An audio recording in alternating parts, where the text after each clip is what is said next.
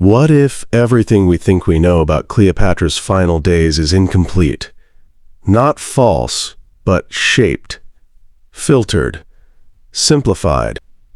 Because history prefers endings that feel dramatic, clear, final. But Cleopatra's last years were not a single moment of tragedy. They were a slow narrowing of options, a chessboard collapsing one square at a time. In 31 BCE, the world shifted at the Battle of Actium. Mark Antony's fleet was defeated by Octavian's forces in a decisive naval confrontation off the western coast of Greece. The loss was not merely military. It was symbolic. Rome had chosen its future. Antony fled east. Cleopatra followed. And with them traveled the remnants of a once formidable alliance, fractured, watched, and increasingly isolated. For Cleopatra, Actium was not the end. It was the beginning of a far more dangerous phase. Egypt still stood. Alexandria remained wealthy. The Nile still flowed. But Rome's patience had ended. Octavian did not rush. He advanced deliberately, tightening pressure through diplomacy, propaganda, and psychological warfare. Cleopatra understood this kind of battle. She had played it before. Recent archaeological findings and newly interpreted economic records suggest Egypt was already strained. Trade routes were unstable. Grain shipments faced disruption.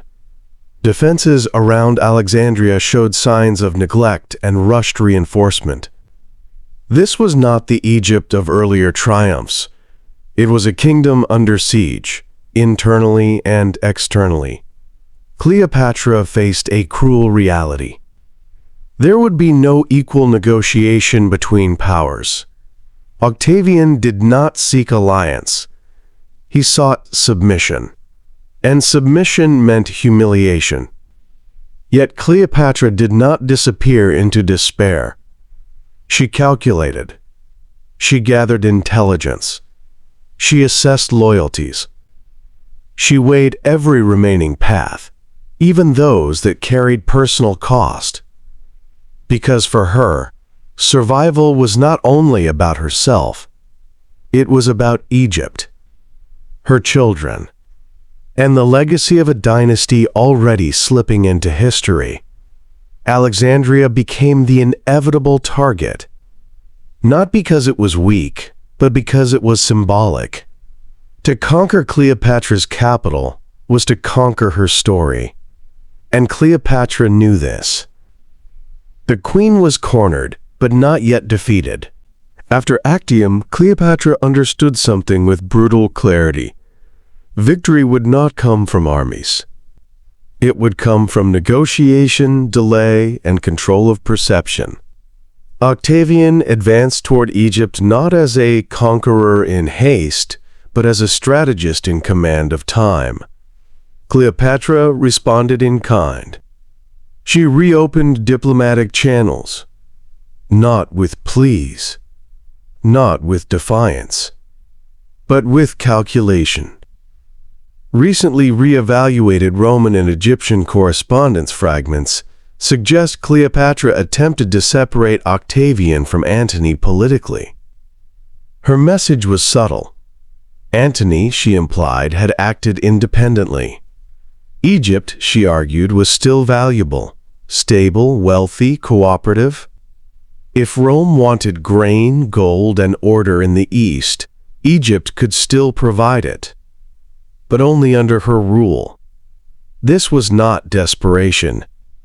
It was leverage. Cleopatra understood Rome's needs as well as its ambitions. Egypt fed Rome, and Rome, for all its military strength, was not immune to hunger. At the center of her calculations were her children. Cleopatra was not merely a queen. She was a mother guarding a dynasty. New interpretations of family correspondence and court records suggest she explored multiple futures for them. Possible marriages, hostage arrangements, even exile. None of these options guaranteed safety. But all were better than Roman captivity without negotiation. Then there was the matter of treasure. Ancient sources speak of vast wealth gathered within the royal palace. Gold, jewels, sacred objects. Some historians long assumed this was indulgence or panic, but evidence suggests otherwise. The treasure functioned as political currency. It could fund resistance. It could purchase loyalty. Or, if necessary, it could be destroyed, denying Rome its prize. Cleopatra was signaling that conquest would not be clean. At the same time, deception played its role. Cleopatra allowed rumors to spread, that she might flee, that she might surrender, that she might disappear entirely. Each rumor bought time. Each uncertainty slowed Octavian's advance. This was not a queen clinging to romance or illusion. This was a ruler making her final calculations under impossible pressure. She did not yet know how her story would end, but she intended to shape it as long as she still could. Octavian did not rush to destroy Cleopatra. He understood something essential about power. To conquer a queen was not enough. She had to be broken symbolically. Roman records and political correspondence reveal a careful strategy. Cleopatra was not executed immediately because her value extended beyond her death. Alive, she could be displayed, paraded, reduced to a spectacle. Rome's triumphs were not celebrations of victory alone. They were performances designed to teach obedience. Cleopatra, Queen of Egypt, ally of Antony, and embodiment of Eastern power, would have been the ultimate prize. Plans for a Roman triumph began to take shape even before Alexandria fell. Newly studied route plans and triumphal accounts suggest Cleopatra was intended to be marched through Rome in chains, not as a ruler, but as a warning. Her image would be stripped of divinity, her authority dissolved into mockery. For Octavian, this was essential. Cleopatra was more than a political opponent. She was a narrative threat. Roman propaganda had already begun reshaping her story. She was portrayed as a seductress, a corrupter of Roman virtue, a foreign queen who ensnared Antony and nearly destabilized the Republic. This framing justified conquest. It also justified humiliation. Cleopatra understood this fate. Eyewitness accounts and later Roman writers hint at her awareness of the triumph awaiting her. She knew she would not be treated as a defeated monarch. She would be displayed as a spectacle of excess and failure. Her response was subtle, but defiant. She complied just enough to maintain control of her surroundings. She met with Roman envoys. She dressed carefully. She controlled her public appearance. But she refused to perform submission. Cleopatra's defiance was not loud. It was calculated. She gathered information about Roman intentions. She tested Octavian's patience. She watched how closely she was guarded. Every detail mattered. In this psychological battlefield, Octavian held the military advantage. But Cleopatra still possessed something he could not command: choice. And with that choice came the final decision that would deny Rome its most powerful spectacle. The final act of Cleopatra's life is the most famous, and yet it is the least certain. History remembers an asp, a serpent carried into the queen's chamber, a dramatic death chosen over Roman humiliation. But when the layers of myth are stripped away, what remains is ambiguity. No eyewitness account survives. No detailed Roman report confirms the method. Only stories, shaped by symbolism and propaganda. Recent advances in forensic archaeology and toxicology suggest the traditional asp narrative is unlikely. Cobras are unpredictable. Their venom does not always act quickly, and transporting one safely into a guarded royal chamber would have been risky. Alternative theories propose a prepared poison, derived from plants or compounds known in Egyptian medicine. Such mixtures could act swiftly and reliably. More importantly, they could be concealed. What matters most is not the method. It is the choice. Cleopatra understood Octavian's plan. She knew her survival meant spectacle. Her dignity would be dismantled publicly. Her identity reduced to a Roman warning. By choosing death, she controlled the ending. Rome could conquer Egypt, but it could not parade its queen. Octavian reacted with visible frustration. Ancient sources describe his anger, not grief. Cleopatra had denied him his final victory. Still, Rome moved quickly to claim the narrative. Her death was framed as exotic, sensational, feminine weakness rather than political calculation. This served Rome well. A strategic queen became a tragic lover. Cleopatra's children were spared selectively. Some were taken to Rome. Some disappeared from the record. The dynasty ended. Egypt became a Roman province. Yet Cleopatra's legacy endured in unexpected ways. She was not erased like Akhenaten. She was rewritten. Roman texts distorted her intelligence. Later histories romanticized her choices. Only fragments reveal the truth. A ruler calculating under impossible pressure. A strategist navigating empire. A queen who chose silence over spectacle. Cleopatra's final years were not a collapse. They were a narrowing of options and a final assertion of agency. Her death was not an ending imposed by Rome. It was one she chose. And in that choice, she reclaimed control of her story. Cleopatra's death did not end the story. It began a new one. A story Rome urgently needed to control. When news of Cleopatra's death reached Octavian, his reaction was not triumph. It was frustration. He had planned to display her in Rome, alive, as the ultimate symbol of victory. A conquered queen. A warning to rivals. A spectacle of Roman dominance. Her death denied him that. But Rome did not abandon the narrative. It reshaped it. Roman historians quickly framed Cleopatra's end in a way that served imperial purpose. She became emotional rather than strategic, romantic rather than political, driven by love rather than calculation. This portrayal mattered.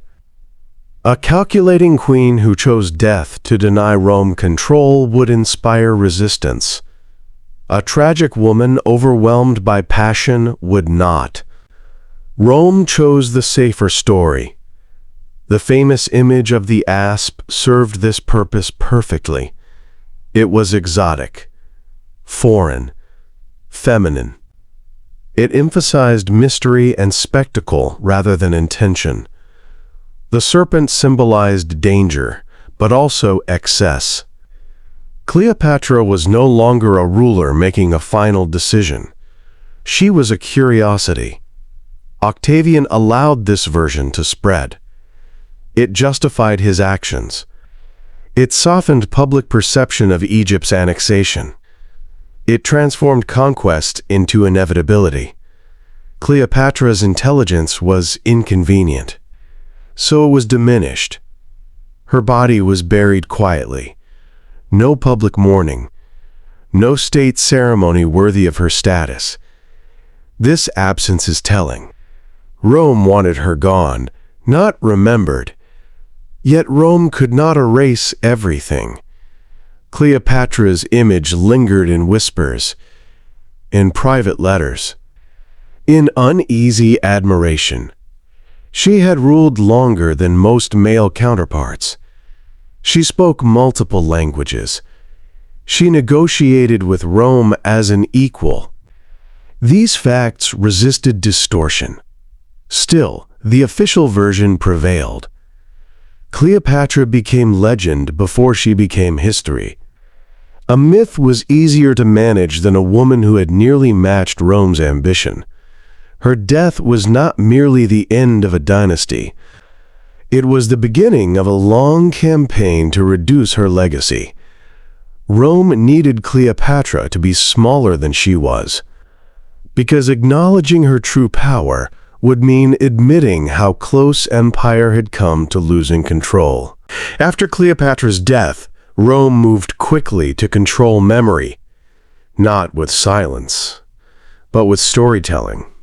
Roman power did not rely on armies alone. It relied on narrative. Who was remembered? How they were remembered? And, just as importantly, what was forgotten? Cleopatra posed a problem. She had ruled effectively. She had negotiated as an equal. She had nearly altered Rome's future through alliance rather than war. This was not a story Rome wanted preserved. Roman historians, poets, and political writers reshaped Cleopatra's image with precision. She was no longer a monarch defending sovereignty. She became a seductress, undermining Roman virtue, a foreign enchantress who weakened Antony's discipline. This framing was deliberate. It shifted blame away from Roman ambition and internal conflict. It recast conquest as moral necessity. Rome was not seizing Egypt. It was rescuing itself. Language mattered. Cleopatra was described as excessive, luxurious, emotionally unstable. Her intelligence was reframed as manipulation, her diplomacy as temptation. Antony's defeat became personal failure, not strategic miscalculation. Cleopatra became the cause, not a participant. This propaganda echoed through generations.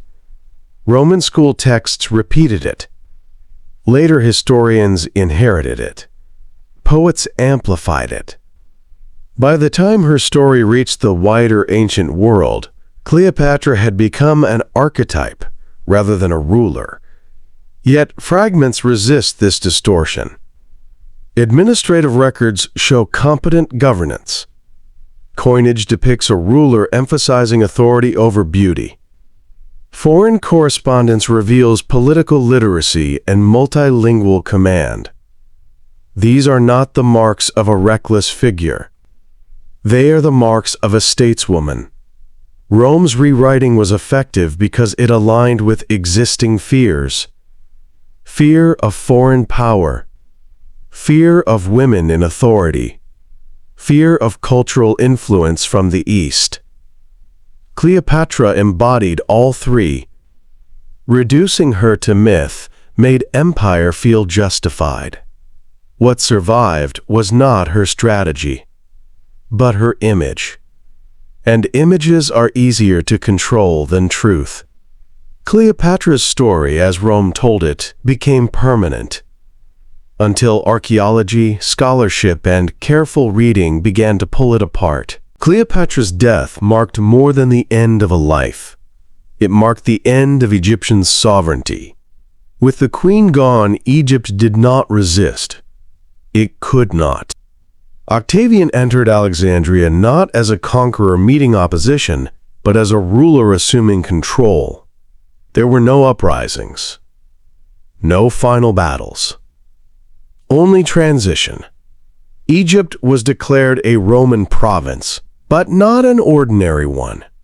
It was placed under Octavian's direct authority.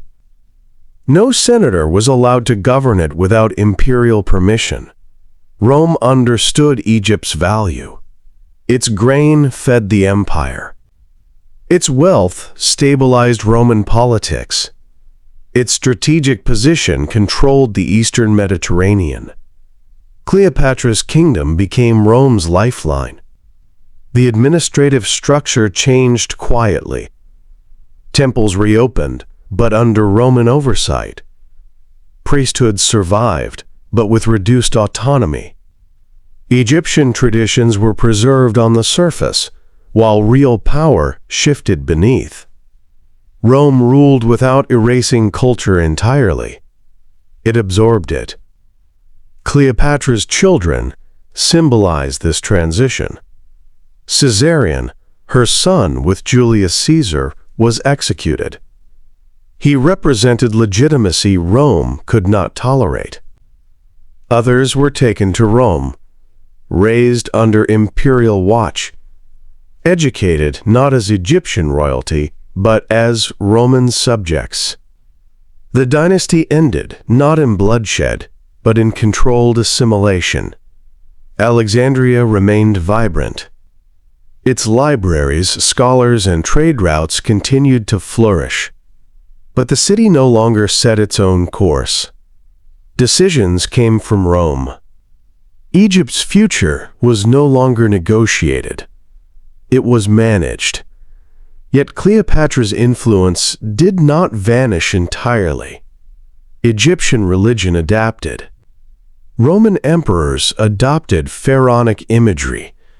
Temples continued rituals beneath Roman rule. Rome learned as much as it imposed. The irony is sharp. Cleopatra fought to preserve independence. After her death, Egypt became indispensable to Rome, but voiceless. Her struggle delayed the inevitable, but it also ensured Egypt entered Roman history not as a conquered backwater, but as a prize worth guarding.